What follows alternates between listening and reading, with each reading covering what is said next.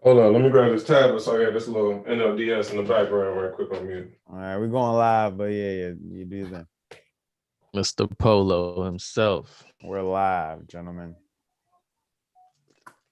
I'm sure the Yeah, I got the notey. yes, sir. All right. What's the line podcast? Let's tweet this out, y'all. Let's get some. Week 6. Yes, wrong. Bring the energy, bring the noise, Word. baby. I'm ready to go. Week 6. Week 5 was my letdown week. I'm ready to bounce back strong. You went 2-1 on best bets though, bro. I don't know. You thought you went 0-3 when we was talking on the Las Vegas Strip, but It was looking like 0-3. Colts go with who went over team totals? that Chiefs don't. Oh no, San Francisco did not go over. That was the only jump you lost, but you took over the Bills Chiefs, and then forgot what else you had, but that hit as well. Over on Bills Chiefs. Yep. That was a game. Bills really showed up and played ball. If y'all got some time, send this link out. You know, like some uncles or something, tweet it out, whatever. You know, trying to hit heads this week. Options. We're over 3,000 listens, by the way. Podcast. Shout out to us. It's a lot of congrats. I'm thinking away giving or not giving, but I'm gonna work with Jimmy the Greek this week on a plus 3,000 parlay to celebrate. So Jimmy been cooking them parlays. That's what I'm gonna work with him this week. I'm trying to eat like Jimmy. I be whooping his ass on the piece of money bets, but he be cooking them parlays like a motherfucker. Oh, send me the jump, P. Jimmy, I need another piece of bet if you out there listening right now. Yeah, I keep this on that. It's on the the Discord. No, it's on the Rome is orange/gold. Bio. Your ones. Orange is okay. So I just created orange today. and then purple came out the cut. I'm like, wait. I got that. Purple was an accident. I don't know what's purple. What's purple? That's that man. Oh, so orange is just when I gotta play on the game. It's it's not a stay away. It's just I gotta play on the total, no sides. I'm just reminding y'all that we live. Just want to throw that out there always. And that's cool. We ain't got no Grudens in here. We good. All right. Hi, Mike. This guy Gruden. It's gonna be. Y'all see what I put on the sheet for the Raiders? What's that? Raiders with the Hardy yard. Nah, that's ridiculous.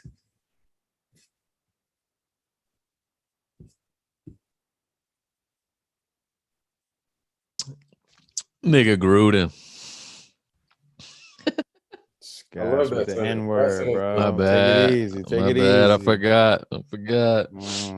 Michelin tires. My bad. Guy Gruden. Fuck with the guy. I got nothing for no Gruden, son. Like Jay Gruden did my team dirty, so I'm here for John taking the L too, bro. Like get him out of the league, bro. You know what I mean? Jay still in Jacksonville? No, he's gone. Wait, he might be there. I think he's still calling plays in Jacksonville. He running low key and shit. I thought he was gone. He was on them emails. For sure was on them emails. I love how the emails come out. It's like, nah, nobody else. Let's do Gruden. Let's get after him. Let's do Gruden. Damn. I guess I'll just watch McVay run the West Coast offense principles that are dying in today's pro football. McVay gonna have to hold it down for me. I ain't gonna lie, them route concepts were nice to watch. That's old school. Not too many niggas run that no more. But McVay, LaFleur, all them people that came from that tree, McVay, LaFleur, those are the last ones that run that type of offense.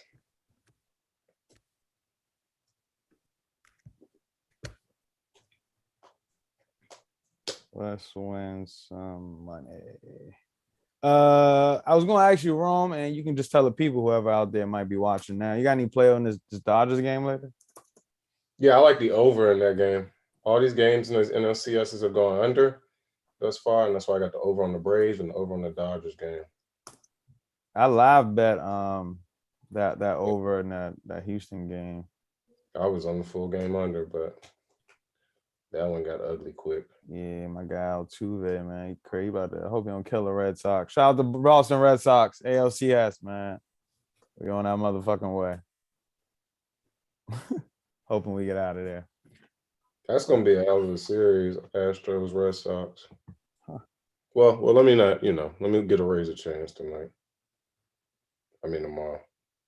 I'm sorry, not the Rays, the damn that game's final. Nah, that's done, bro. It's over. I was about to say maybe 10-1 deficit. Maybe they'll show up in the bottom of the ninth, score 10 runs. Anyway. All right, let's get back to football. I think we're about ready. Give me 2 seconds, like 90 seconds. All right, bud. Drinking today, Rome. Champagne. More champagne. What a classy guy. Yeah, drinking champagne out of flute. Uh, What am I doing? Okay. I don't know. I might come, I might go, I don't know.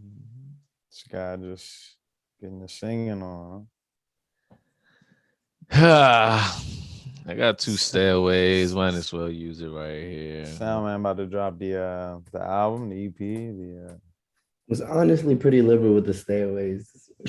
God, I thought we only got 2. Your shit bloody over here. What's going on? This nigga Keys. Week It's something that I 1. can just be swayed. I can be swayed. Soundman. Week 1. I'm not leaning at all this year. Shit changed. I watched the football team prediction. You just missed one. Only one. What was the sound man special? Chill. Broncos. It was Broncos. Oh, Then the Yeah. Broncos became the favorite. Got juicy. they came out so flat. Yeah, it was a Steelers wanted it more. Should've Teddy known check that. down. Teddy check down. Take the check down, baby. I mean, Next didn't play. he end up back in the tent? Yeah. it's just I mean, like- he walked away. Steelers wanted it more. I should have Ready, Ron? We ready to go? Go. Yeah, send out that Instagram with the double picture. photo. Man. They get positive reviews, I feel like. Yeah, that don't look official. Hey, shout out to the Square Money Line Parlay. Really? Yeah, got the W. This Yeah. guy Rome just gave me I asked him right there. We're just sitting there in the room. This guy, I have nothing for it. I stamped said that. I was like, I ain't got shit for that. Mhm. Because there was no real square. I mean, who Packers went on there or something? Yeah, bro. Packers, Patriots, I think Vikings as well. Barely got out. It was a wicked week. Yeah, whenever the square money line parlay hit, that means nobody getting eliminated from the survival. Facts. Vikings and Patriots were my teaser, and you see barely. So all right, let's get into it, y'all. We're back. Week 6. And we're back. Annie Up Consulting presents What's the Line podcast, Week 6. If you all don't know, I'm your host, the meticulous Mark P, also the host of Annie Up University. Finally got a W in the column this week. I've been struggling at Annie Up University. I'm back in the wins. I think I'm 3-3 on the year. But What's the Line podcast? We're here, Week 6. I'm here with my guy Rome. How you feeling today, Rome? We're back from Vegas. How you doing? Ready to go, rejuvenated. Vegas didn't take too much out of me. 48 hours is all I have for Vegas. So back on the East Coast, ready to get going. Week 6. All right, Papa Keys back with us again. How you feeling today, Keys? I'm feeling all right. I'm feeling 3rd week in a row. I'm feeling like I'm gonna turn it around. All right, and if you guys see us out there, you're watching the What's the Line live stream. We got the hoodies with the QR code. So if you see us, scan us. Rome, yours is in the mail. I swear. I bet. But all right. So week 6, Soundman, how you feeling? Back again. Soundman special took the first L of the year, but it's all right. Yeah, we're back. Down week. Some great football last weekend across college and NFL. I'm here, ready, but I don't got too much for this week, man. But I'm here. All right, cool. And let's do some quick reviewing because I lost the chicken sandwich battle. Rome and I lost the chicken sandwich battle last week to you in Paris. So I'll be sending that out this week. Just don't be burning up my phone or anything, respectfully. But let's review some best bets on the year. Mike Curry, 7-4 against the spread. Mike, let me know if I have that incorrect. I think it's 7-4. I'm pretty sure I listened. Me, myself, 0-3 last week. Very rough week at the fucking office for me. So I'm 8-6 on the year, still 2 games above 500. Rome, 10-5, leading the pack, 10-5 against the spread. We know Rome went 63% against the spread last year. Paris 1-0 right now. He gave out a best bet last week, so 1,000 percentile. Soundman special 4-1 on the year. Teasers, Rome 3 in a row, I believe, for you. 3-2 on the year on teasers. Keys 3-1. Soundman 2-2. Soundman 2 L's in a row. Mike, Paris 1-0 each, and I am 5-0 right now with my teasers. So I'm gonna knock on wood as I say that, ladies, because I barely got out of there this past week. But let's get right into it. First game on the board: Bucks -7, total of 52.5 at the Eagles. You know who I'm going to first. Rome, how you feel? All right, so I like this game on specifically on a Thursday night for the Eagles, and we like playing home teams on Thursday nights for all the cliche reasons. They don't have to travel; they sleep in their own beds on the short week.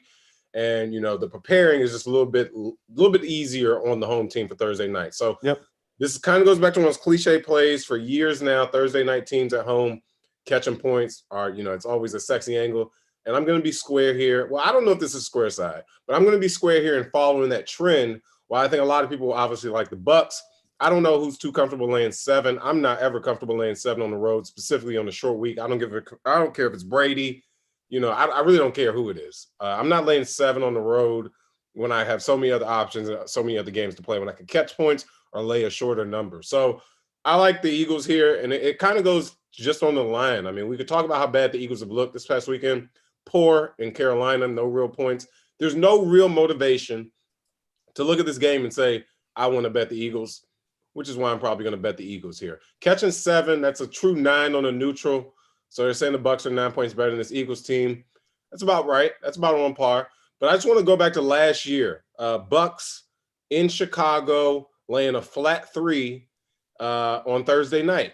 And last year's Chicago team, this is early season Chicago team. This is Mitchell Trubisky. This is bad Chicago Bears. And then you got the hot Bucks coming into town laying that flat 3.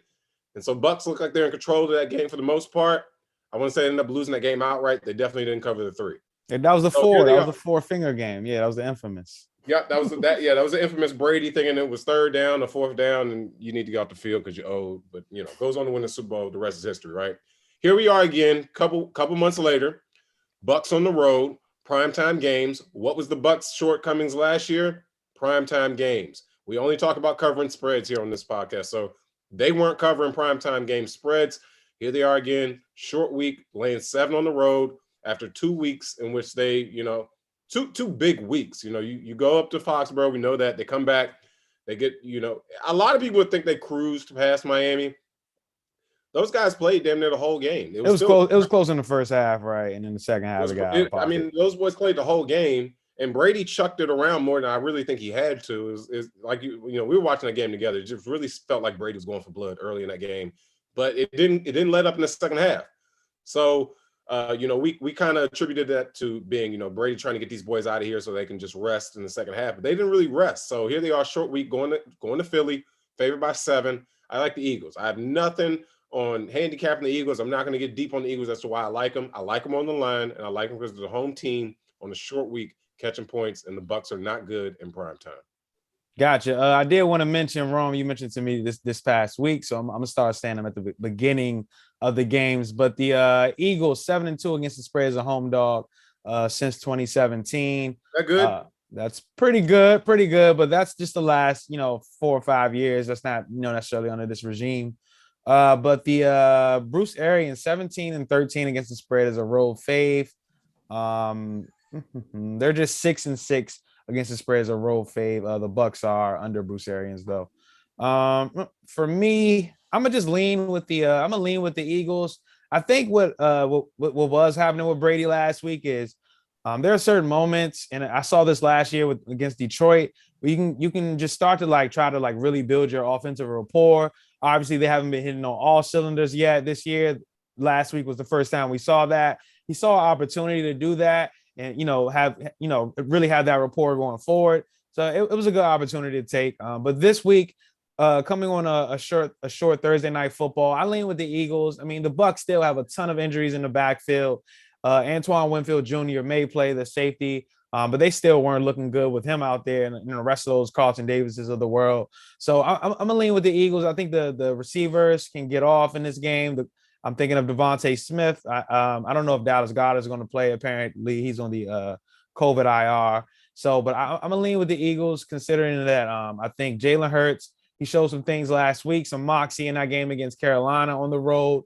He's going to be able to scramble, I think. So they may have more rushing yards than the Bucks usually give up because of the scramble factor.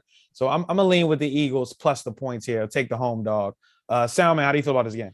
Yeah, I don't got too much for it. I'm leaning Eagles here for 3 reasons. One is the main thing that you pointed out earlier in this season in the podcast about the Bucks, and what Rome just pointed out as well about them not covering in these primetime games. I'm not going to be fooled by it this week. Second reason is I think this Eagles D-line is really good. Every time I watch them, they're just getting to the quarterback. Obviously, you get to Brady, you can probably win a game or say. Third thing is I see this as like a classic NFC game. Saw that with the Eagles last week when it was Eagles-Panthers. I was like, Panthers are favorite here, but this seems like a classic NFC game that the Eagles will probably win. So I kind of see this as the same type of thing here. Eagles-Bucks, vintage NFC game here. I don't think the Eagles win, but I just think they'll cover the 7 points. So I'm just going to lean Eagles here. All right, Keith, what do you think about this game? Eagles 7-point dogs at home.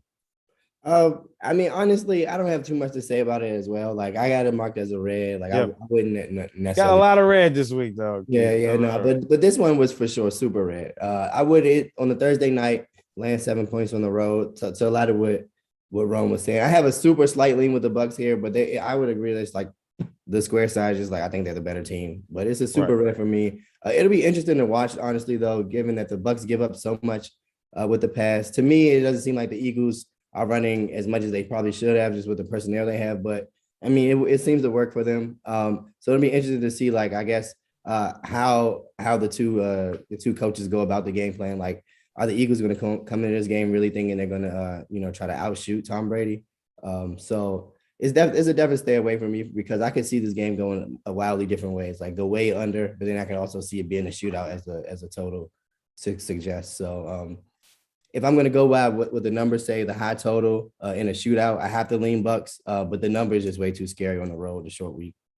And let's be honest here, we're not expecting the Eagles to come out and be able to run the football against the Bucks, because who has been able to do that this year? So their best bet is going to be Jalen Hurts. I think they understand that, and I'm comfortable catching those points at home with a guy in Jalen Hurts who's been running for his life for 5 weeks already. So it's not like, these other rookie quarterbacks and Mac Jones the prior weekend, where they asked him to throw the ball, and he did successfully well, completing 19 passes in a row at one point.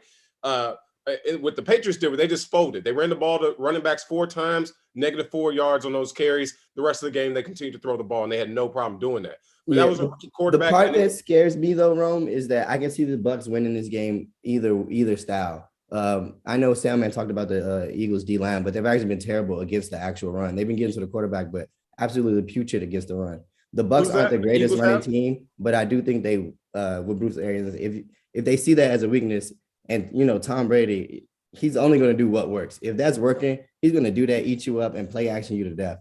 And I agree with that, because on a short week, that makes even more sense, right? Let's just get out of here. This could be a big Fournette week random, and everybody's talking about, I could see that.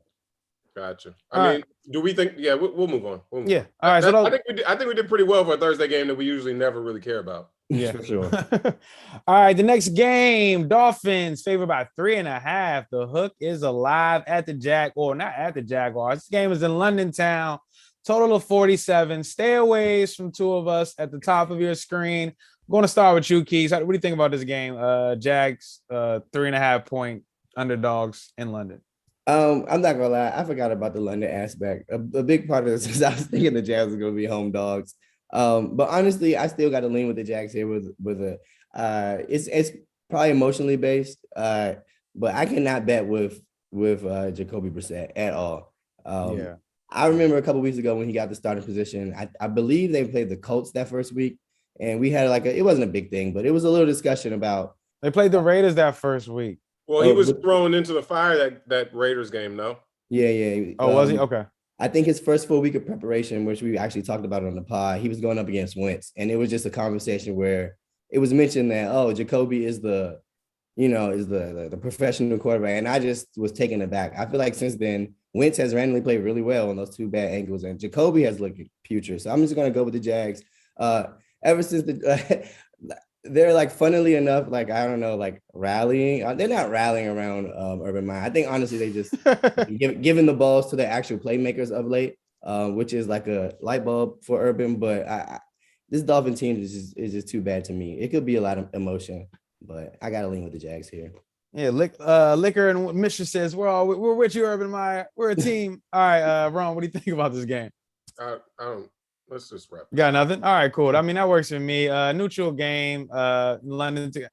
Enjoy the 9:00 start. All right. Next game. Packers at the Bears. Total of 45. Packers favored by 4.5 currently. I'll start with me. It's a like for me on the Packers. I think this Bears team, they went against a Vegas team that has been going through a lot last week. We saw with the entire John Gruden saga. And the Raiders just looked bad and flat in that game. And then, we were out in Vegas and we saw a ton of Bears fans the entire weekend. It was just, filled with, Bears, paraphernalia, whatever, out throughout the city. So, but this Bears team, I'm not sure about them coming back at home, going against an Aaron Rodgers team who felt like they probably kind of escaped the game last week, kind of want to sharpen up there. Packers 49-32 against the spread division games under Aaron Rodgers. I'll take that to the bank against a Bears team that cannot throw the ball, still 32nd in the league in passing, 113 passing yards per game. I repeat, 113 passing yards per game. So I'm going to take this Packers team. I still don't think they're great, but I think they're playing a lesser opponent, less than a touchdown. I'll take it. So yeah, Soundman, what do you think about this game? Love the Packers here as well. As you said, I think just think the Packers in a different league than these Bears. As we all know, say it every time we record. Watch Aaron Rodgers. I want to jump in right there. The only reason, yes, we agree, Packers are in a different league than the Bears, different tier, right? But they're in the same division. That kind of puts them guys on level playing fields because they know who they're going up against. It's not Packers Washington football team where those are definitely two different tiers. It's Packers Bears. We know they're two different tiers, but they're in division. These are two very, very familiar opponents. So I just want to be cautious of doing that because this is a divisional game. That's it. Sure. I still think it's a different league.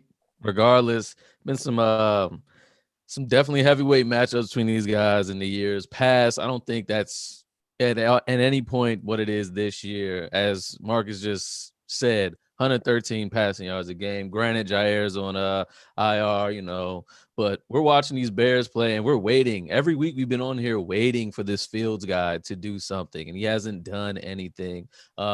Watching Aaron Rodgers Tuesday today, I can't agree with you saying that they thought that, they weren't sharp enough last week. Scott Rodgers said, he thought they were going to win that game the entire time. The 12 o'clock start, an AFC opponent for them. The wind was going crazy for them. It was just a bunch for them. I think they go back to Soldier Field on the road again and try to clean up their mistakes they did on the road last week and just, implement it this week.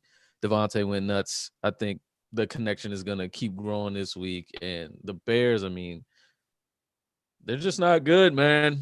I'm gonna love the Packers here. I'll take the 4.5. I think this is like a 10-point game, but I've been off of my points this year, so I'm still gonna love the Packers here. All right, Ron. I really like this game here. This is so the angle on this game that I really like is the under. So this is a Bears team that scored over 20 points once in the first 5 weeks of the season thus far. They scored 24 against the Lions. Last week in Vegas, they scored 20. Week prior, 6, 20, and 14. This is an offense that's still, while they're getting bailed out by wins, and Matt Nagy's job is being saved week to week after 2 weeks in a row of winning. 3 of the past 4 they've won. This is a spot where I don't want anything to do with the overhype, with a trending up Bears team and a Packers team that came out pretty flat this past week. I look at the total at 45, an even number. I'm looking to play this under. If the Bears get to 20, I can see the Packers getting to 24, but I don't see this game being a blowout. I see this game being pretty close, but I see it being low scoring in Chicago. And that's I mean, I would lean Packers, but that total is just too low to ignore. At 45 in division, 2 familiar opponents outside in Chicago, and a Chicago team that can't score. I really like the under here. Okay. All right. So I wanted to mention Bears 16-13 against the spread after a win under head coach Matt Nagy. Keith, what do you think about this game? I got a like on the Packers here. Rome's commentary has me a little worried. I didn't really factor in the low total, but I got a like on the Packers here. And to be quick and blunt, it's just Aaron Rodgers in the division. I know usually when you look at division games, you look at it and say, oh, these, to Rome's point, you got to look at these teams and think they're more even than you would perceive because they do play each other a lot. But Aaron Rodgers and the Packers have pretty much been the kings of this division. I'm going to take the stat. Pete was probably going to say it, but 49-32 in division games. That's pretty good. And to echo some of what Soundman said, the Bears are really bad, specifically on offense. If you look at on the numbers, these defenses are actually pretty even. And both of them are okay. But the Bears offense is putrid and the last in the league in passing yards per game. It's just not going to get it done. And to add on to my point about why I like the under, if both defenses are, we would say both of these defenses are at average, maybe a tick above average, and a Bears offense that's terrible. All we need is for the Bears defense to show up and hold Rodgers to what he can do. And now we're looking at a nice total. Yeah, I agree. Like, you might have talked me into the under, but I could definitely see a 31-9 game. Like, it's like the Bears over under totals this year: 1 game to the over, 4 games to the under. Packers this year total games in terms of over and under. Packers 4 games to the over, 1 game to the under. Bears show up at home. This game's going under. All right, let's get into the next game. Bengals at the Lions. Bengals favored by 3.5. Total is 47.5. I'll start with some stats. The Bengals 9-12 against the spread as a road team under head coach Zach Taylor. The Lions, none of these stats are good for either team, but the Lions 20-22 against the spread after a loss since 2017. They've been covering a couple of those lately. Rome, what do you think about this game? Bengals favored by 3.5 on the road. Bengals laying 3.5 on the road. You know where I'm going with this. This will probably be a best bet this week, as long as this line stays within 3.5 and 4. So I expect, as every week thus far, the Bengals will get money in. I'd say Wednesday night, Thursday. Look for the Bengals. Wednesday night, Thursday, I'm pretty sure this line's 4. And then watch Saturday and throughout Saturday as those college football games are going, the sharp NFL guys who like the Lions, who care about that half point, are going to pound it back down.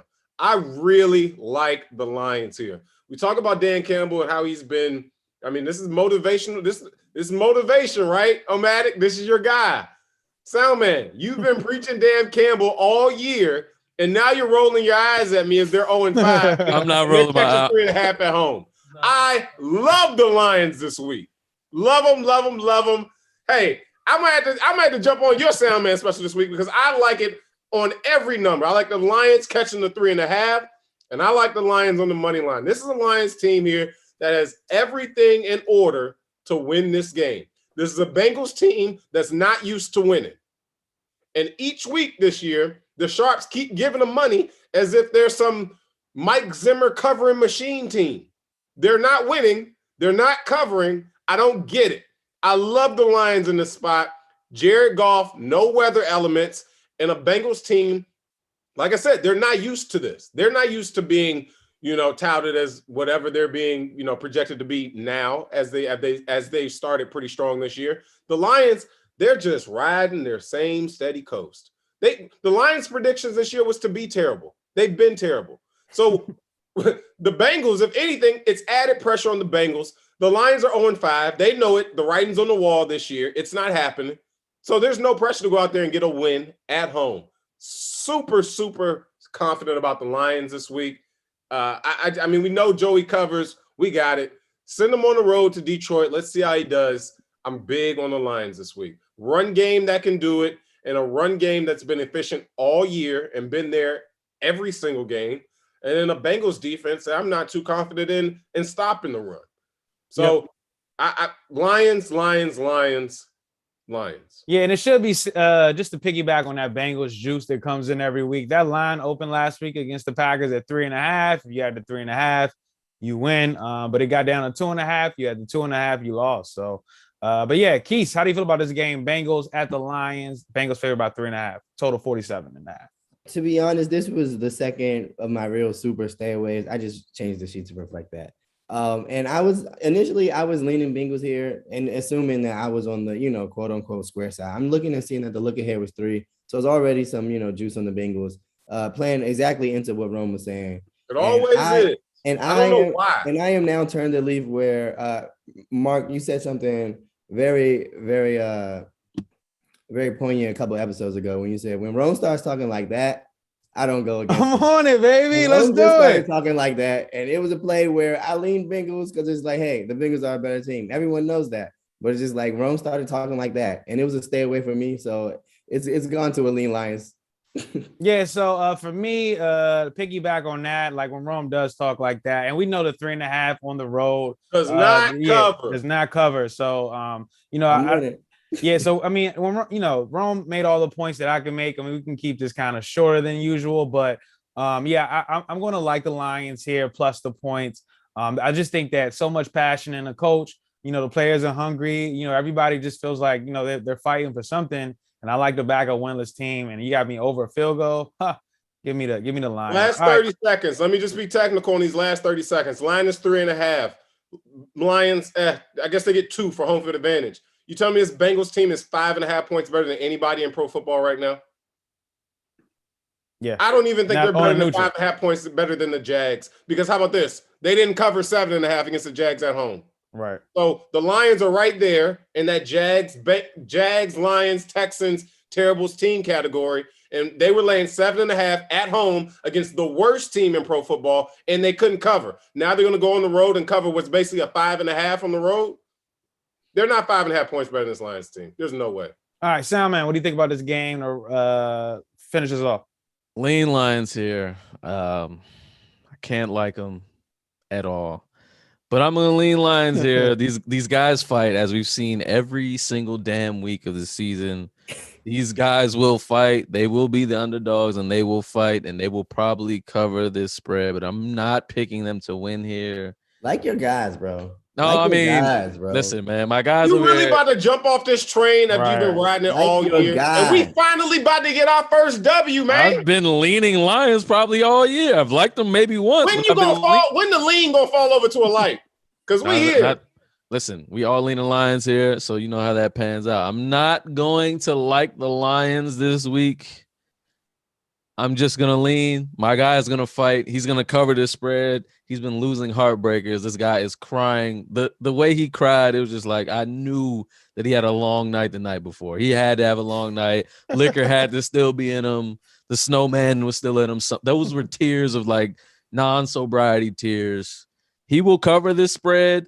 And he's going to win the game. I don't know about winning the game at this point, man. I really can't. I was trying to go against the Joey Burrow last week, and I couldn't. And obviously, he's still doing his thing. These Bengals played a damn good game. They got saved by a lot of missed field goals, as we all seen. I think they take that, kind of want to build off of playing a better team in the Packers versus the Lions. But again, these Lions are going to fight. But I'm not going to pick the Lions and win. I'm just going to lean here. Go Dan Campbell. That's my guy. That's my guy. Hey, this line reminds me of the Jets a couple weeks ago when nobody wanted to touch the Jets in Denver, right? I was all over the Jets, lost, didn't cover. I was on the wrong side. This past week, Jets 2 weeks ago, 7.5 in Tennessee. Everybody was like, I'm sick of the Jets. I'm off the Jets. I'm back on the Jets last week. What do? They cover and they win outright. Same thing with the Lions here. Give me the Lions. All right. And that's Rome at RomyRome _ on Twitter. He's always talking sports, handicapping. But yeah, so next game, I don't know. We got too much for this. Texans at the Colts.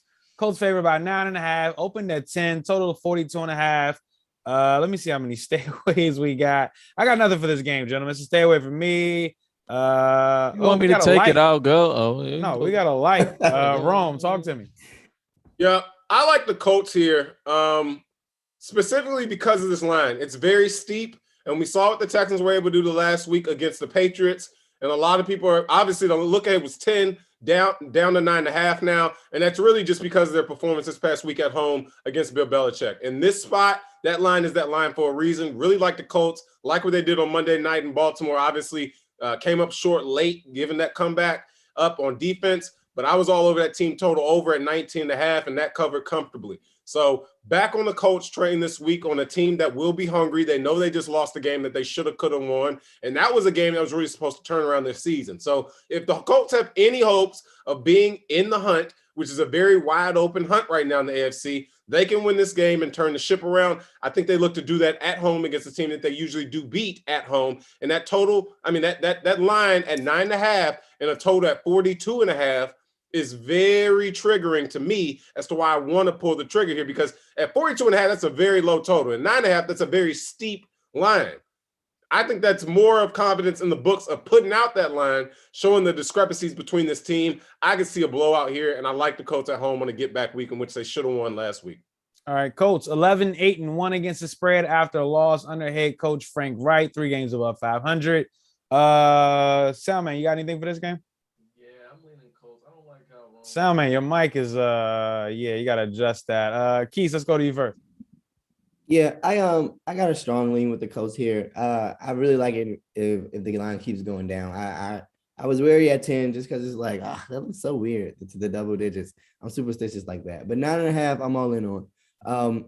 The Texans are bottom of the barrel league team. I think we all know that. I really like the Colts here because of the Texans' inability to stop the run.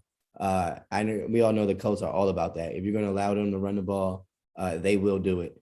So I like them to. If I had to put my money on it, I'm gonna lean with the Colts to blow them out. But we've seen the Texans be scrappy, and I honestly wouldn't be surprised if they did it again here. All right, I think that's all we got for this game. Salman, are you working now? What's up?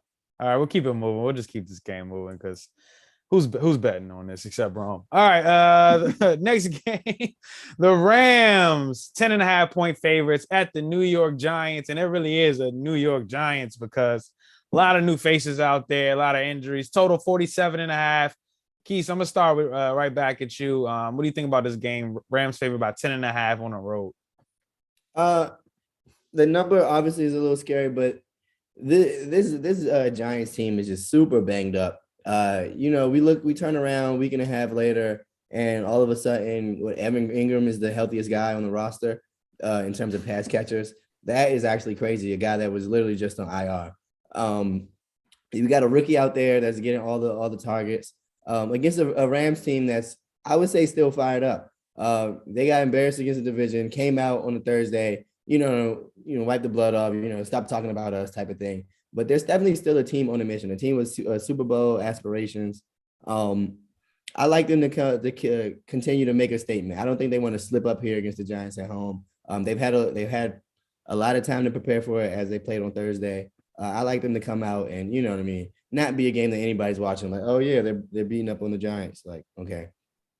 Yeah, for me, I think it's. I don't want to say it's pending Daniel Jones, but I guess it is. I mean, if Mike Glenn is out there, I could see the Rams win about 2 to 3 touchdowns. And then the Giants on the road. So I think the Rams, it's close to a like for me. Matter of fact, I'll give it a like. I'll give it a like at the minus 10.5, which is insane to me. But the Rams do still have something to prove. I think defensively they're not very good, but offensively for the Giants, who do they got out there? I think it's going to be Mike Glennon. It's a light. So you're going to play this. You're going to lay 10.5 on the road. Yeah. Across country. Yeah. At 10 a.m. Yeah. And the biggest the biggest thing is you're right, Ron. I'm gonna lean the 10.5. It's not my stilo. However, this Giants team, there's nobody out there. And it really, if Mike Glennon is performing, if Mike Glennon is playing, I don't see it. I just don't see it. The O-line is still not that good.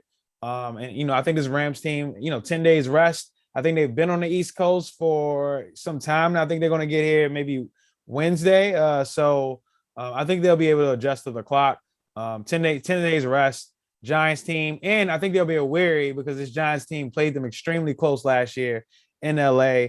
Giants just 3-10 against the spread as a home dog since 2019. So I'm gonna back the Rams here minus the 10.5. Ron, what you got? All right, absolutely nothing for this game. I just want to let it be noted that McVay has gone to MetLife in New York once with Jared Goff, and it was like a 35-7 game in the rain. So they have no problem going to New York and winning. I'm just not laying 10.5 and expecting them to do so. Nothing for this game. Fair enough. All right. Sound man, is he back? Can you hear me? Yeah, we can hear you. All right, bad. Just to be fair, I stayed away from this game as well. So all right. Wi-Fi a little choppy though, Sound man. Wi-Fi a little choppy now. All right. Next game, Chiefs at the Washington football team. Total of 55.5. Chiefs favored by 7. Want to shout out the Trap Or Die podcast. Our friend Maul, 3-2 right there. I'm 3-2 right now against the spread on the Washington football team games. Took the Saints last week. I mean, come on, how can you not? All right, but Washington football team 7-8 against the spread, non-division games under head coach Ron Rivera, while the Chiefs 10-10 against the spread is a road fave. 2-11 against 2-11 against the spread last 13 regular season games. Keith, what do you think about this one? I hate to do it, but if there was ever a team to get right against in my whole life, we have to win the numbers. but the Washington football team has to be it. A little foreshadowing. I hate the fact that we all pretty much like this for the most part, but I gotta like the Chiefs on this. You're getting less than a touch. It's like every week I say, "Oh, the Chiefs are on sale," and every week they don't cover the spread. So it's like whatever. But I mean, do you really need advanced analysis to say you like the Chiefs to beat the Washington football team by a touchdown at least? I'll just take that bet. I like it. I'll take it every day of the week. Fair enough. Rome, what do you think about this one? I'm not going to be that square. I'm not laying 7 on the road. I don't care who it is. This is the best offense we've seen in pro football, but this is one of the worst defenses we've ever seen in pro football history. Give me Chiefs, total team over. I think that's the sharpest angle in this game. Pat's going to show up. Those guys are not going to come out flat offensively. We obviously know Tyreek Hill and some other injuries, Clyde Edwards-Helaire, and I want to say it's an offensive lineman that might have caught an injury in that game. So they might be Travis Kelce. Travis Kelce caught a stinger, so we expect him to go. But obviously we know what we're getting on the Washington football team side, an underachieving defense and an offense that's just trying to stay above water.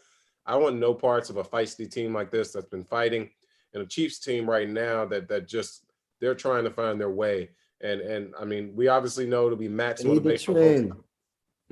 Fade the trend, guys. Stop playing. Well, what's the trend here? The Chiefs not covering. No, they covered in Philly.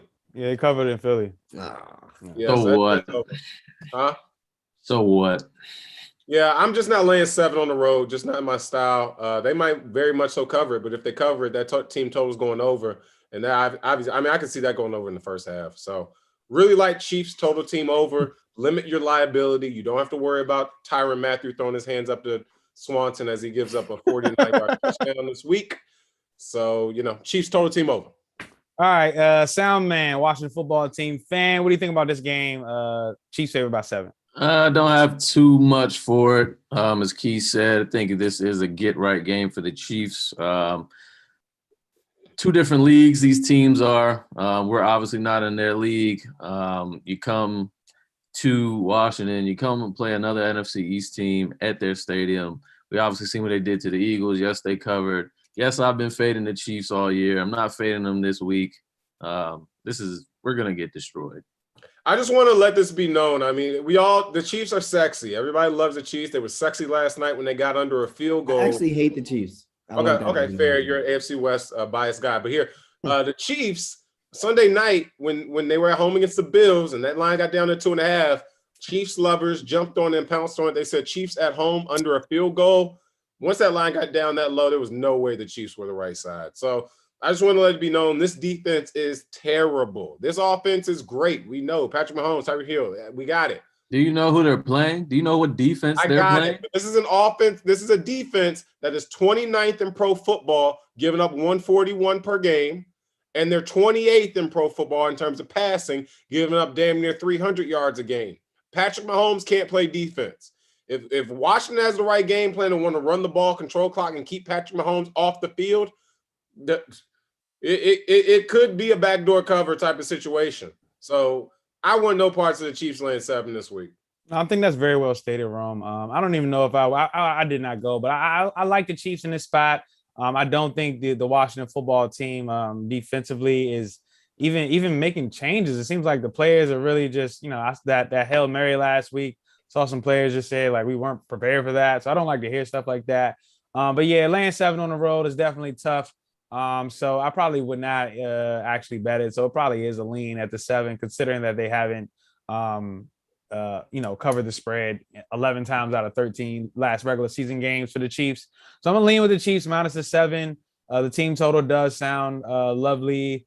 But I'm just leaning with the Chiefs here because it's a lot of things they got going on. But coming off an embarrassing loss in front of the nation, so that's got some steam there. If the Washington football team continues to underachieve like this, Jack Del Rio's definitely gone. I mean, I thought he would have been gone this week. It's terrible. I mean, the way they're underachieving on defense, it's bad. So, I mean, I think he should be gone. Obviously, it's politics. I think they keep Ron Rivera. He's a good head coach, but he needs to get some better understudies underneath him running those sides of the ball because it's not looking good defensively. And as we get into November and December, I'll start giving the more Ron Rivera stats because he's a much better coach in November and December than he's been in September and October. His job always just on the line in November and December. Hey, what they call him? Riverboat Ron, baby. Put a double down. He gets it done. But I started to point those out as we get into November, December. Next game, Vikings -1. At the Panthers, total of 46. Look ahead was Panthers -1, swung 2 points. I'm gonna start with me. Please. I am gonna roll with my bestie in the testy, Mike Zimmer, Vikings -1. Let me tell you why. All right, so Rome, when we talked about a game earlier, we talked about a division game. I think it was the Packers Bears. When you're laying that many points or whatever division. It's sort of like an equalizer within each of these tiers of teams. This is obviously outside of the division. When we talk about division games, what did I point out last week when we were into Vegas? It's like the Lions, they might win this game. I'm gonna stay away because Mike Zimmer, my bestie in the test, he was only 21-21 against the spread into the division games, NFC North. Now he is 21-22 against the spread in division games. Stay away from my bestie in the testy there. He's driving a Corolla when he's in division. However, outside of the division in the NFC, he is 30-18 against the spread. I think this Panthers team, they're still just going through a lot. I think Sam Darnold, confidence got shooken up last week. The offensive line is not good. I can see this Vikings team getting after the quarterback, Sam Darnold, making a mistake or two, and this Vikings team can score.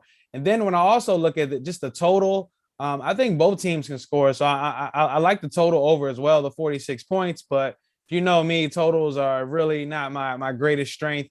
But I'm going to back my bestie in the testy here on the road, Vikings -1 point against the Panthers team who, a bad loss last week. And Matt Rule just 1-4 against the spread as a home fave. We saw last week he didn't get it done. I'm going to back Mike Zimmer here. They're trying to get to 500. I'm going to back the Vikings here. That's a solid handicap. That's solid. Rome, talk to me. This is a to be determined game for me, only because the line is 1 right now. I just want to see if it gets cute and gets up to 2 on either side. But we did say the look ahead open at Panthers laying the 1. Now Panthers are catching the 1 at home. So if this, I mean, let's just talk about the look ahead because this line is going to be all over the place this week. So the look ahead is Panthers favored by 1, right? You get 2 for being at home. You get 2 for being at home. So that says the Vikings are a better team by 1 point on a neutral. Okay. So, or yeah, 1.5, 1 point. All right. So this is a Panthers team that has shown 2 types of offenses thus far this year. They've been able to put up points against bad teams and against more formidable defenses and formidable opponents. They come out a little bit more flat. And I did not expect them to come out as flat as they did against the Eagles defense that lacked secondary experience outside of Darius Slay. So I did think that they would take advantage of that. They weren't able to do that. So here they are, total 46. Last week, the total was 46. That goes under.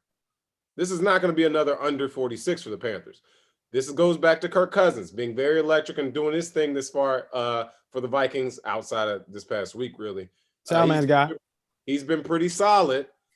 And this is a spot here where, like we said, if it's a side, I will lean Vikings. But right now, it'd be too close to call just because of this line. I want to see what it does throughout the rest of the week. As of right now, though, I really do lean with this over at 46. Going back to your point, 2 offenses that can put up points. And I think that Panthers defense is a little bit overrated, being credited with playing bad teams. So you get a real offense here, and we could almost argue that this might be the best offense that the Panthers have faced thus far this year. So they'll be up against a real test here in the Vikings and Kirk Cousins and Jeffries and what they can do on the outside. And then on the opposite side, I mean, Sam Darnold did seem kind of shooken this past weekend, but the Panthers haven't been. Ghost, the boogeyman. They've still found a way, to get to 20 points a game. And with a total at 46 and a line of 1, there's oftentimes where you say only one of these defenses need to show up for an under. I think both offenses will show up, and I think they'll be able to open up their offense. So yeah, just lean on this over here. I know both teams, the past 2 weeks, Vikings, 19 points. Week prior, 7 points. Okay. And then the Panthers this past weekend, 18 points. And then 28 points in Dallas, but we know Dallas gets up and down the field, giving the offense the ball. So 46, 2 teams that put up nearly 400 yards of offense per game, but their points don't necessarily reflect those type of yardage. Only averaging 22 points offensively are the Vikings and 23 points from the Panthers. For 2 teams that average nearly 400 points a game, you would expect more points. I do in this situation as they play each other. Give me the over at 46 this week. No touch on the sides as of right now. All right, Sam, man, going to you next. What do you think about this game? Vikings favored by 1 at the Panthers. Sadly, potential Soundman special. I don't give 2 shits about Mike Zimmer. But potentially a Soundman special here for me. The Vikings are favored, right? I mean, it flipped, right? I didn't know it flipped. Yeah, the Vikings are favored. Oh, damn. Well, then at this point, I like the Vikings here. You're going to play the Vikings. I would play the Vikings here. Let me be the first to say I wasn't too big of a believer in the 3-0 from the Panthers personally. Obviously, as you pointed out, it didn't play that much of anybody. These Vikings in itself, they've just every time you look at them this whole season, they're in a tightly contested game and they're either winning or they're just somehow losing it. I think they've been in a lot of close games, more so than these Panthers have. I think Sam Darnold is who we think he is. I've seen these Vikings clamp down my second favorite quarterback, Russell Wilson, and I think they could probably do that to this Darnold guy. Their defense has somehow been playing good. And again, I think Darnold is who we think he is at this point. I'm not going to trust in him to beat the Panthers. So didn't know they were favorites now, but I like the Vikings on the road to win this game in Carolina. Go your guy Zimmer. And who's your favorite quarterback, by the way? Oh, Tom Brady. I said my second favorite got Gotcha. Yeah. I thought that was Mr. Incredible. What you got? All right. All right, Keith, what do you think about this game? Vikings favored by 1 at the Panthers. Initially looking, it was a slight lean with the Panthers here for me. I just been liking the team. I'm still a believer. I do know they have a pretty soft schedule defensively, but I still think they are a pretty good defense. And to Ron's point, this Vikings offense, they really failed to put up points as of late. But given the line movement and everything you guys said, it's trending closer to just like a stay away from me rather than like me switching sides, honestly. I feel that. That's fair enough. All right. Next game on the board. This one is big time. Chargers, Justin Herbert and the gang going to Baltimore Ravens. Ravens favor about 3. Look ahead was 3.5. Totals 51.5. Rome, start with you. What do you think about this game? Favorite angle in this game is going to be the under. This is going to be one of those classic games where the Ravens try to control clock, and you see a high-flying offense has to travel West Coast into East Coast elements, that being the Chargers having to come east to Baltimore, coming out some type of flat offensively. And then you talk about a Ravens offense that obviously can put up points, but they've been kind of sluggish in first halves of games thus far this year. So here we go, total 51.5.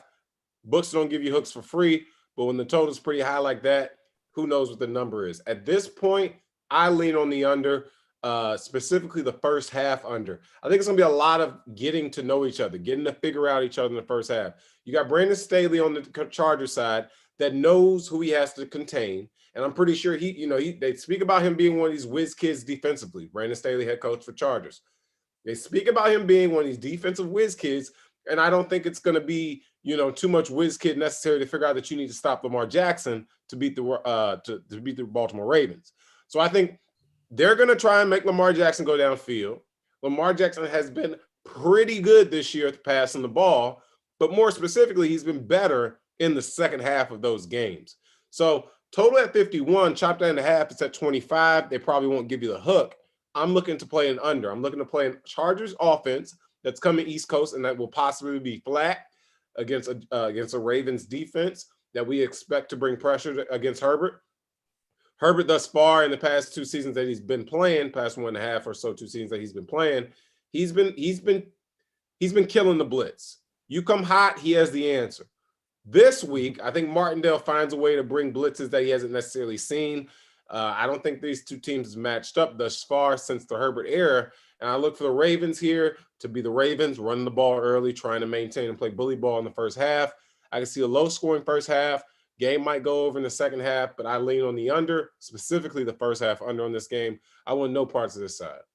Yep, for me, I lean with the what the hell did I lean? I lean with the Chargers in this game.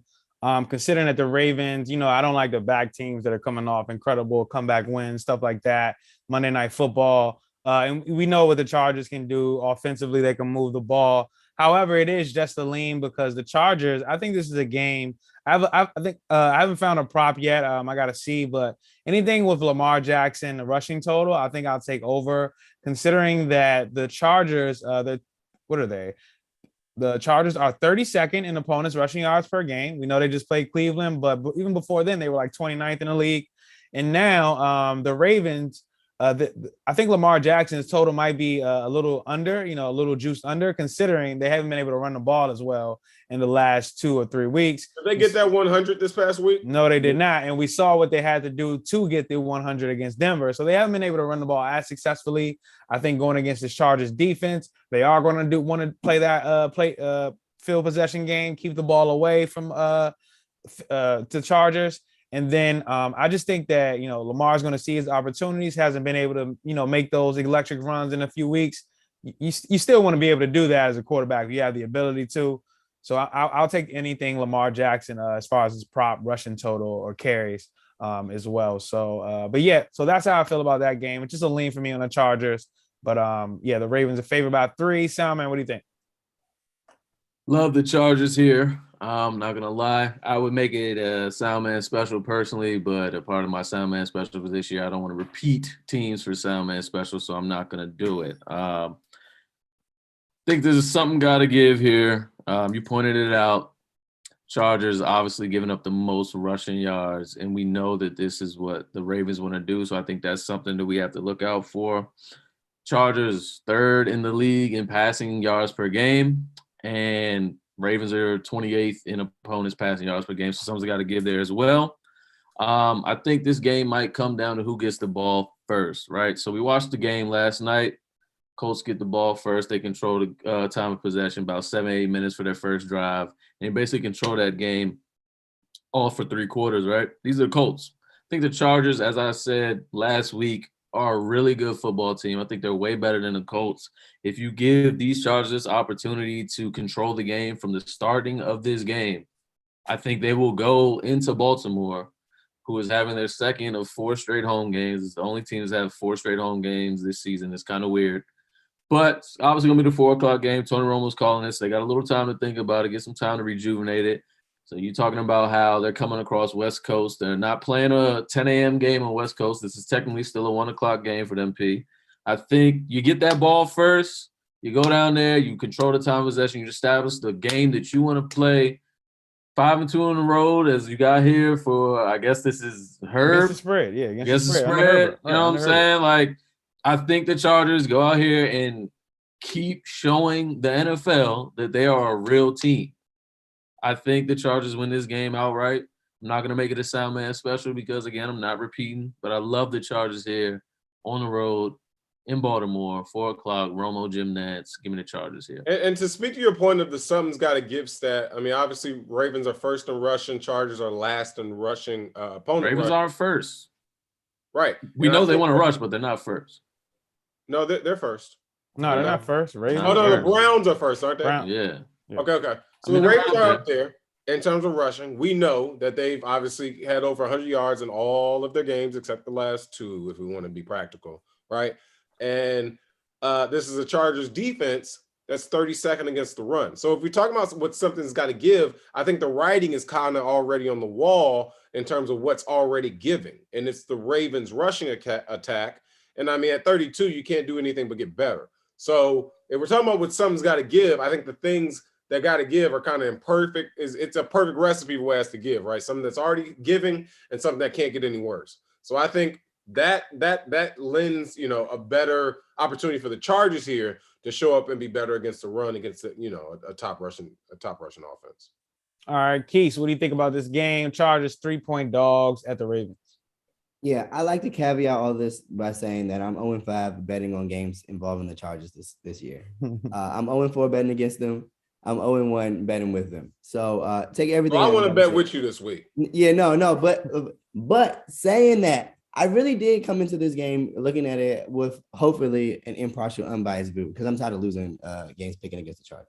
I'm done being biased. But I really did look at this game, and to what Rome was saying, like, I believe that the Ravens will be able to get back to doing what they always do. They still have been trying to run the ball each game. Last game, they weren't very successful. They didn't get that 100-yard mark, but you saw them throwing out every running back that they've signed over the last month, trying to get it going. Ultimately, it became down on Lamar get it done. He was able to get some stuff going with his arm, which is, great for them. But to me, I feel like this is a Chargers team too. This is the bias part coming in, but to me, it's been overachieving a little bit, especially in terms of like how the public's viewing. You don't think this is who they are going forward? But what do you mean by that? Do you think? Well, I mean, they are the best team team in the Chargers division? team that has had the most talented top 5 talented roster in pro football for at least the past 2.5 years. Will we not agree? Top 5 easily. The only thing they were missing 2 years ago was the quarterback. They had the defense. They had Melvin Ingram. They had Casey Hayward. They had those defensive backs. And then they had Denzel Perryman, all these guys, right? And then they go and get Herbert. And then now the thing is Anthony Lynn can't win the tight ball games. They have been losing tight ball games for like 6 years. This Chargers team has been talented. They just have never been the best team in their division because, we talk about the Chiefs. They've been winning since 2015. So I think this is a new era of Chargers football. The offense is clicking. The defense is there. So which side are you leaning on, Rome? Right. Like, what? I already said I don't want no parts of the side. I want the under. Because like I said, this is a Chargers team that I think is trending in terms of life. I'm not talking about this week, this specific spot. Mm-hmm. I think they're trending up. They got the defensive head coach and that can game manage. He can manage the clock because that has always been their issue, losing close ball games late. They got the defensive young whiz kid. They got the young quarterback. They have all the things now to make it work, and I think that is real. We're seeing it's real. They beat the Chiefs in Arrowhead. They beat the Browns at home. I mean, these are big wins, and I think it's almost like the Lamar Jackson thing that I'm hearing, but from the Chargers. It's like, well, I need to see more. I just watched them play very well against very good teams back to back. all these things you name and the stuff that Lamar already checked off. Ben checked that off though. That's more my point is where I lean with it. It's like I'm still doing it. I just like every week Lamar goes out there and does something that's no quarterback has done before, and they act like it's like, well, they're starting to do the LeBron thing with Lamar where they're just making up stats, but not really because it is awesome. Right. No, this is nothing to do with Lamar. This is not me playing down any of that. This is not me playing down any. I'm just saying I think this Chargers team is for real. I think we should accept them for what we've been seeing from them thus far this year as such. I'll give you this middle ground and we can move on to the next game. I do believe that they are for real, but at the same time, believe that they have been a little bit overachieving. In what game have they overachieved? I mean, they beat good teams. They beat good teams, and they haven't lost to bad teams. Had they came out flat week 1, lost to the Washington football team, and done this, then I would say they're overachieving. But they beat the bad teams, and they beat the good teams. They're just winning the close games now, not necessarily like beating. You know what I mean? Like they don't seem dominant to me. Like 2 years ago, if I'm going to rely on Mike Williams to catch over 100 yards every week, and that's going to be their formula of success, I'm going to bet against that. That's all I'm saying. How about this? 2 years ago, they lose that game in Landover in week 1. They lose that game. So they beat that. They lose that game and they lose the game in Arrowhead.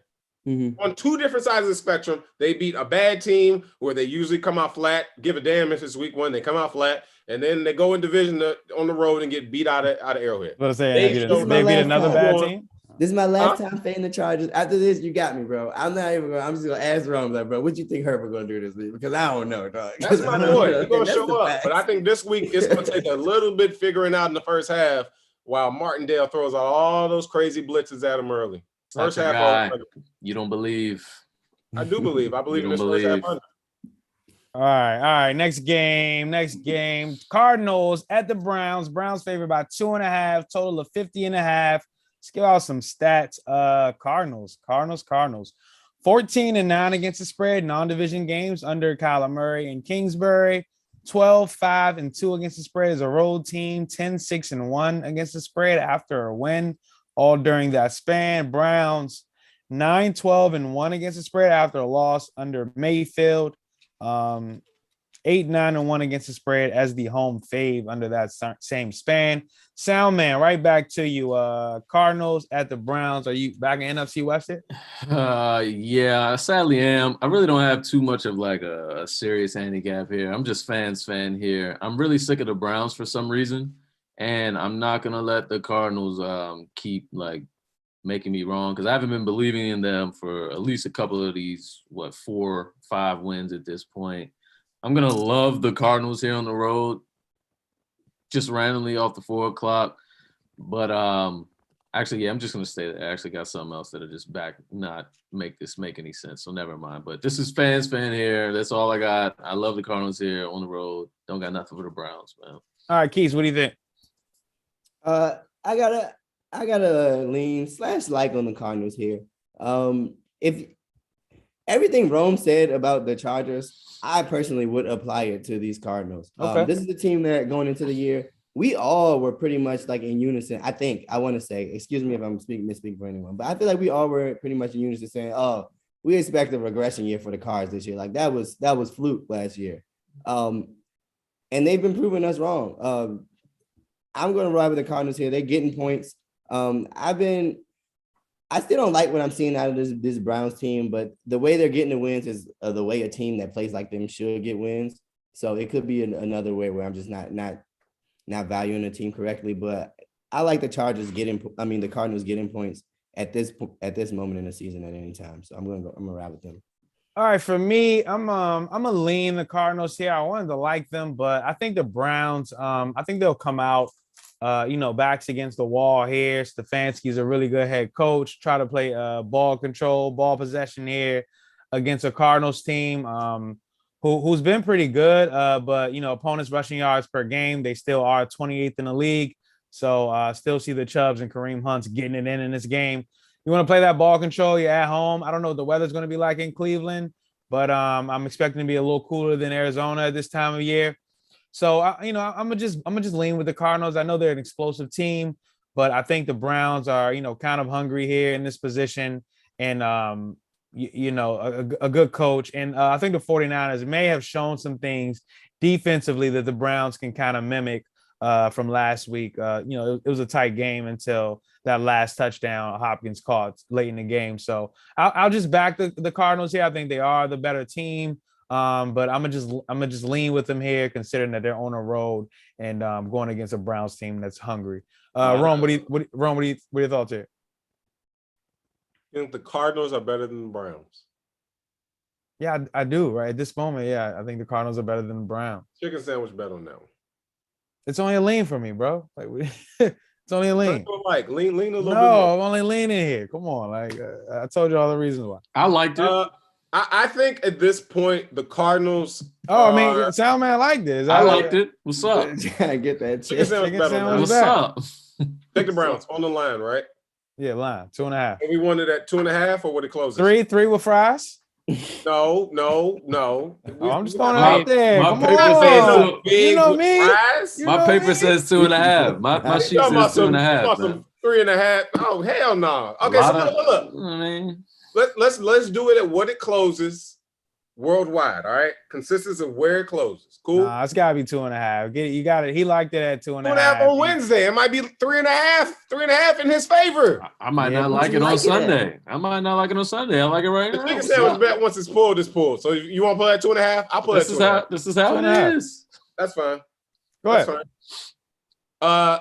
Like the Browns here, leaned with the over, but I like the Browns here, and it really goes back to preseason team totals and what we expected from these teams thus far. Obviously, the Cardinals are overachieving. If we want to talk about teams who are overachieving, the Cardinals are the number one overachieving team in pro football. The Browns are right where we wanted the Browns to be or expected them to be. They're one loss short, and that speaks to a really good Chargers team, okay? So give me Mayfield and the guys at home and a team that can run the ball.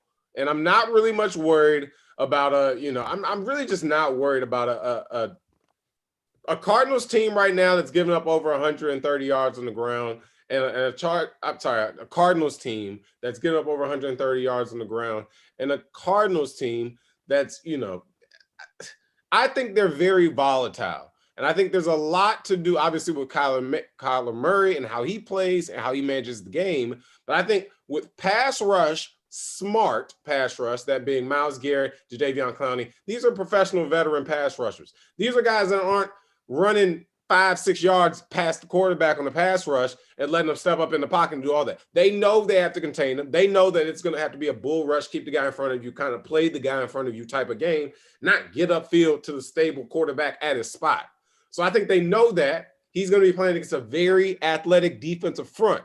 I think that will in turn limit Kyler Murray's ability to get out of the pocket. I think he'll have to make a lot more plays this week from the pocket. I love a Browns team that being coached by Kevin Stefanski that knows when to run the ball and will run the ball against the 27th best defensive rushing team in the Cardinals. Cardinals on the road, Cardinals in Cleveland. Give me the Browns on a get back week on a close game that they could have, would have, should have probably won out there in LA this past week. All right, and that's Rome. Once again, at RomyRome _ on Twitter. Chicken sandwich back there with Soundman. What's that? That's a torn labrum from Baker Mayfield. Is what this is. Okay. Odell been playing with it for 10 years. It ain't never stopped. What has Odell done this year?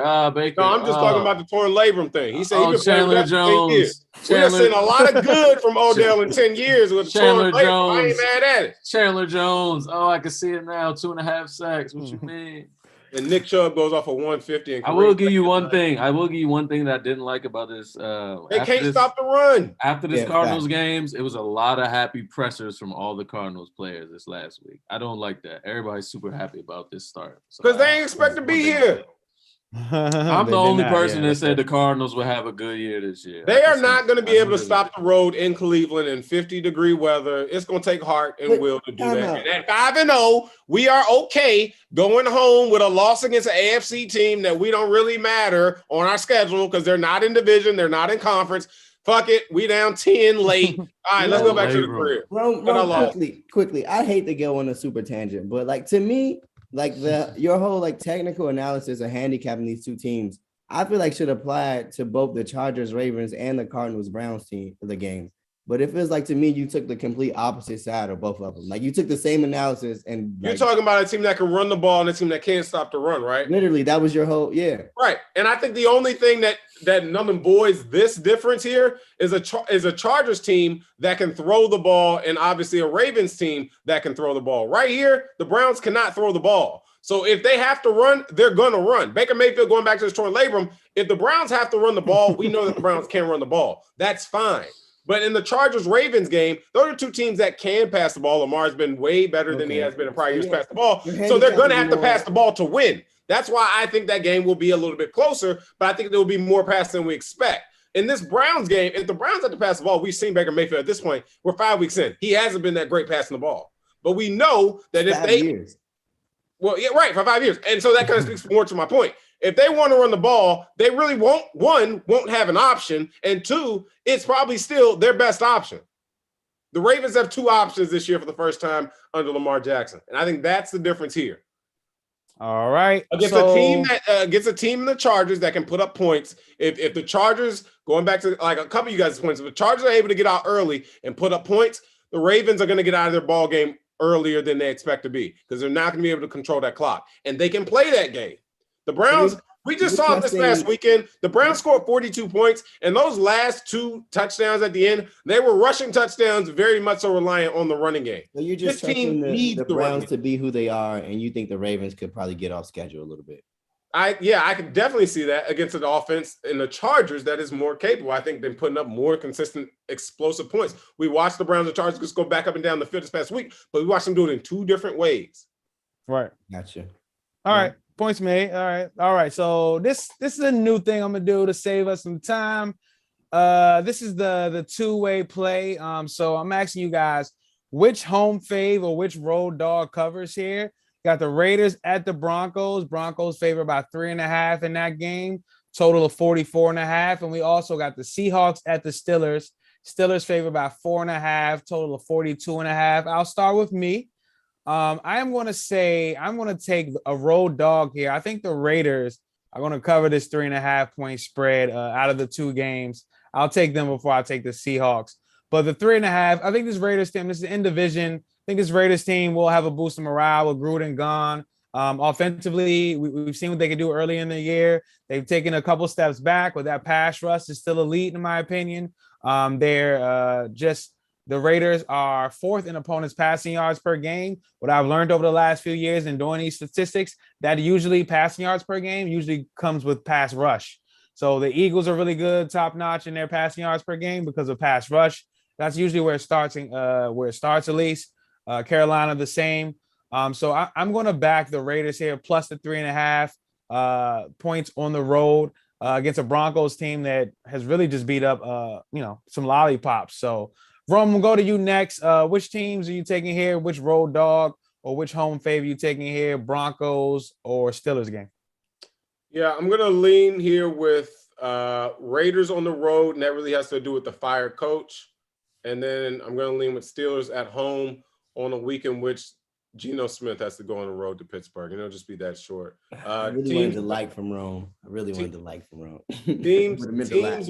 Teams with their coach fired often have a boost of morale. And at this point, I think we're going to double win. We're getting a team that's not bad, a team that's still in the thick of things, and a team that's getting that boost of morale with the fire. Right. All right, but Rome, with this segment specifically, I didn't really know how to work this segment, to be honest. No, you can only put money down on one game. Which one are you taking?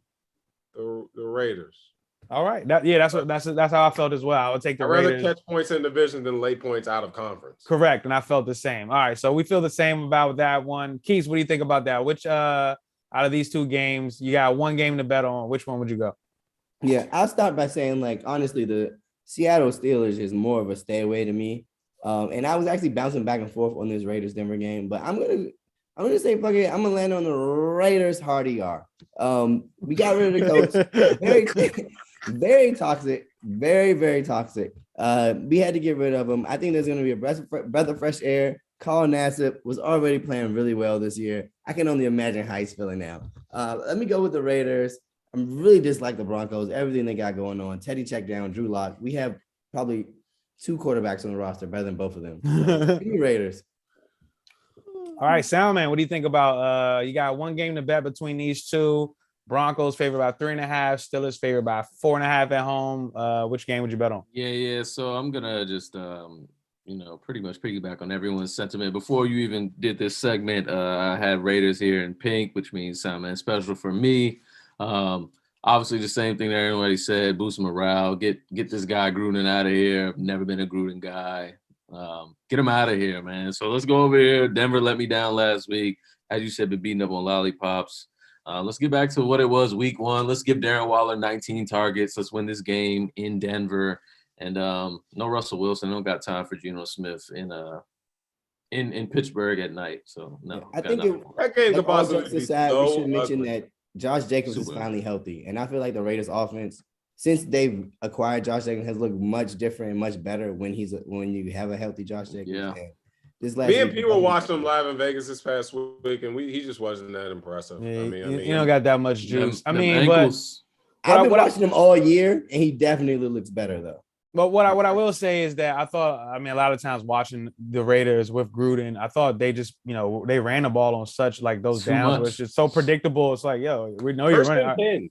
Yeah. So it's just like they always Second ran. and 2. It was mad Hopefully predictable. we get away Exactly. from that without Gruden, but that he's a very traditionalist coach. and Exactly. That's been a Exactly. pain point of mine for you. Like, we don't really have the weapons necessarily now to get freaky, but I mean, like, What?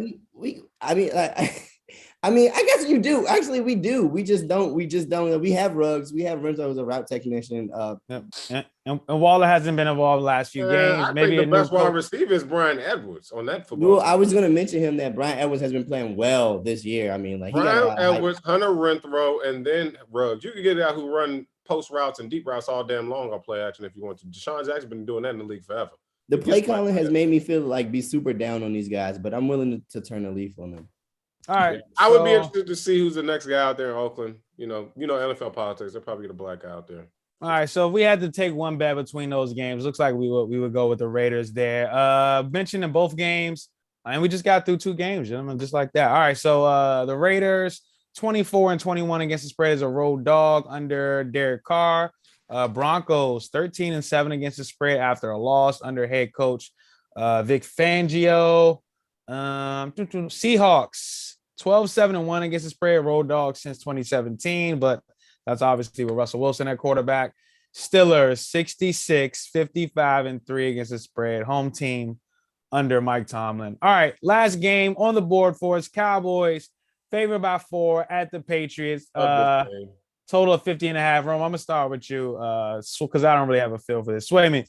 Patriots at home under the lights again. Dallas Cowboys team, a team that we've seen in years prior, going back 2016, that year where they were really good. They eventually ran into a letdown spot. And it usually happens against coaches that know how to coach better than Mike McCarthy or back then Jason Garrett. Mike McCarthy, worst game manager in pro football right now. Okay. Bill Belichick, probably one of the best game managers in pro football history. You're catching them at home.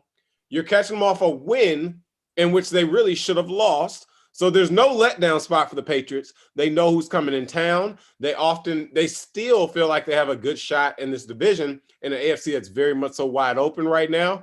I mean, if we want to cut the season short here and just like look at like what could possibly be a thing, I mean, you could see the Patriots playing the Chiefs in some type of playoff game this year. Like that's the type of thing we're looking at right now because the AFC West could end up with 2 teams, Chargers and Chiefs. And at this point, we're looking at AFC South, that's only going to get 1 person in there. So this Patriots team, I'm pretty sure, has a lot of motivation here. And obviously, I don't think it ever lacks with Bill Belichick until going back to last season at the end of the season when they were completely out of it. But here, I think they very much so feel like they're still in the thick of things, an outer conference game that can really only benefit them. Who benefits more or hurts more from this game? Cowboys hurt more because it's just like, that's one of those you should have won. And the Patriots get another W on the schedule, not in conference, not in division, but it's a W nonetheless. Really like the Patriots. Flat 4 for the Cowboys laying on the road. Foxborough's worth 2.5 at the least. So you're telling me the Cowboys are 6.5 points better than Bill Belichick, and that's what I'm taking. I just can't buy it. I think Bill Belichick finds a way to tame Dak, And I think he'd much so rather be comfortable taming Dak than Zeke right now. So I think he would rather have to stop a run game than a pass game. So look for pressure, look for a lot of, different looks that Dak isn't necessarily accustomed to. And the Patriots catching this flat four at home, I really like it. Yeah, for me, I just lean with the Patriots because their defense has kind of been disappointing the last couple of weeks to me. But you got Bill Belichick, home dog. Are you kidding me? So I'll take that. Even I think last year when they were going against the Ravens, they were catching points there. They covered. I don't know if they won outright, but I 6 or something. Yeah. I just think that the Cowboys. You have to. You kind of got away with a nice win last week, but against a team that kind of just broke apart with injuries and the Giants. But yeah, I don't want to go against Bill Belichick here, but I like the first half under in this game. I think both teams are going to come out, try to run the ball. As far as Daniel Jones, I think he's going to, they're going to try to run the ball as well in the Patriots. He's going to check down more than Dak. But when you got Bill Belichick drawing up a game plan all week on them, I think that the first half under cash here. So I'm gonna back the first half under this Patriots and Cowboys game. That's a like for me, and I'm gonna lean with the Patriots as a home dog. Keith, what do you think about this game? I got a super square lean on the Cowboys, to be honest. It wasn't much thought here. It's super emotionally driven. I'm not gonna lie. I had the Patriots. For the listeners, I had the Patriots as my survivor team last week. So I definitely sweated that whole game. And I had the Ravens. Magnify all the flaws in the Patriots. But it was a spot where I was feeling super confident on. Like, I was thinking they were probably going to cover pretty easily. And, like, they just looked really bad against. Like, I'm not in a position to say that, like, to give the Texans any points for that game. Like, I think the Texans are pretty much who we think they are. But I really did not like what I saw out of that Patriots team. And I'm pretty sure a lot of that is baked into this -4. But I just couldn't find the will to like type in Patriots against this Dallas team that's been playing really well. Like, we've literally been waiting for decades for this team to be playing really well. They were looking like they were just this team that we're seeing last year before Dak got injured. And he come back from injury and they're looking just like on schedule. So I'm gonna continue riding with it. This might just be the end for Bill. I mean, like, hey, we saw it happen last year. We're acting like it won't just keep happening. Tom Brady is still Tom Brady. It's like, okay, maybe the age-old question is answered. Like, it was Tom Brady. Yep. All right, Soundman, what do you think about this game? Last game on the board for us. Hate to love the Dallas Cowboys because that's not what I do as a Washington football team fan, but I love the Cowboys here. Cowboys randomly covered the spread in each of their 5 games this season. I'm piggybacking off of Keith's stat, well, not a stat, but just analysis of the Davis Mills against them last week. Just showed me all I needed to know. You're telling me Davis Mills are going to carve these guys up, and you got this guy Dak coming in on the road, 4:00 game. Why are they only winning 4? Who knows? You think it should be Bill high? Belichick. Bill Belichick. Yeah, we're respecting Bill at this point. The Cowboys are supposed to be. This line should at least it's Cowboys be 4.5. Patriots. I don't understand which side Vegas is like baking the line in. I think this is an honest 4. Vegas had this look ahead at 2. Honest 4. Vegas had this line at 2. Give me more public Cowboy money because it's already up to 4. Would have loved it at 2. I think this No, is Blue is the right line. Loved it at 2. Would have loved it at 2. You love it at 4 though. Love it at 4, but I think, what I'm saying, last game before the bye for the Cowboys. I think this is, Cowboys obviously aren't playing anybody. This is another one of these non-playoff teams from last year that the Cowboys could beat up on, get their fans super excited about. 5-1 going into the bye week. I think they easily beat this team. I haven't seen anything from the Patriots this year. I'm good off the Bill Belichick. I'm thinking like Keith, like he might be done. Like Cowboys are gonna go in here, win this game at 4 I want a o'clock. chicken sandwich bet on this last game. I mean, if you want to, check my record. You already owe him. Check my record, Rome. Check my record, Rome. If you want to keep betting these sandwiches, check my record, man. That's all I'm gonna say. But I love the Cowboys here. I hate to love the Cowboys here, but this is just another. What I'm saying, we're gonna have a good. We're gonna classic flat spot for the Cowboys. Not this year. The 4-1, 1-4 straight. Get 5 before you go into the bye week and get all your fans excited about the season they're about to let down. It's gonna be a flat spot after the bye. It's going to be a Cowboys game. This is going to be a regular Cowboys game. Not right Everybody now. high on them, and the public team Not right now. disappoints. Not right now. Love the Cowboys. All right. Loves the Cowboys. Salmon loves the Cowboys. All right, that's it for us. But before we finish everything off, tease me picks. Right back at it. I know Keith, you're locked and loaded. So talk to me first. Tease me picks. Week 6. All right. So for my tease, I had to get these out the way early because I already know that nobody's going to tease across zeros. So I had to get mine out the way early. I'm going to tease the Colts down to -4. And then I'm going to tease I said I had them locked and loaded. Oh yeah, the Chiefs down to essentially a pick of -0.5 against the Skins. I mean the Washington football. It'll be -1. They're favored by 7 now, but yeah, same. Oh, it's not. I'll still take it. Yeah. All right. Rome, you got one? You got it for me? Yeah, I'm just gonna cheat and use my best bets because they're gonna cover on the regular line anyway, so I won't even need the teasers. Teasing the Lions up to 9.5. Yep. Actually, that'd be 10 because they're catching 3.5. So that'd be 10. No, it's 9.5. 6 plus 3.5 is 9.5. Okay, 6 point teasers. Okay, 9.5. And then I'll tease the Patriots up to what's that? 10. That's 10 on the dot. And those teams are going to cover on the regular line. So, all right, Sound Man, what is your teaser for this week? I'm gonna ride with my Sound Man, hold Lions. on. Lost the last 2. You were. Yeah. All right, let's get back on.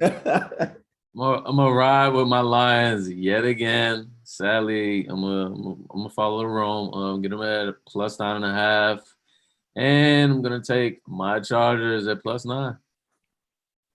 All right, so that was some. All right, I got an AFC West teaser this week. All right, this is for you, Keith. This is for you. I know the B-Day is coming up in the next month. This is for you, Keith. I'm gonna take the Chiefs at -1 because I mean, come on. So I'm gonna take the Chiefs -1, get the W. All right, and then I'm also gonna take the Raiders plus the 9.5 points. No way. AFC West teaser. Right now I'm 5-0. Knock on wood for me. Let's get to 6-0. And let's get out of here. Best bets presented by Bluehost.